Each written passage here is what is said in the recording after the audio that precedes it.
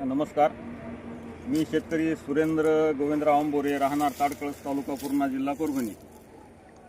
मी यावर्षी प्रभात सीडचे super cot हे वाण लावलेलं आहे. तसं पाहायला गेलं मी जवळपास 13 ते 14 वर्षापासून दादा लाड तंत्रज्ञान पद्धतीनं कापूस लावतो. माझं लागवडीचं अंतर 2.5 बाय 1 फूट असते. जर आपण शेतीचा 1 एकरचा विचार केला तर 43,560 स्क्वेअर फूटमध्ये जवळपास 17,424 कपाशी झाडे बसतात आणि त्यात 2,424 तूट जर धरली तर एकंदर 15,000 झाडं आपल्या हाती लागतात.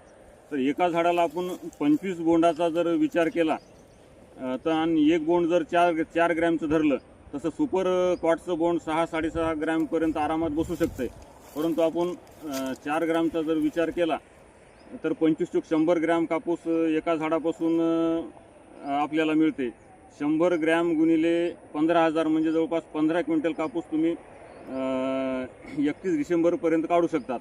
परंतु यावर्षी पाऊस काळ जास्त असल्यामुळं सुरुवातीला बोंड लागायचं प्रमाण खूप नगण्य होतं, म्हणून माझा कापूस यावर्षी लांबल्या गेला.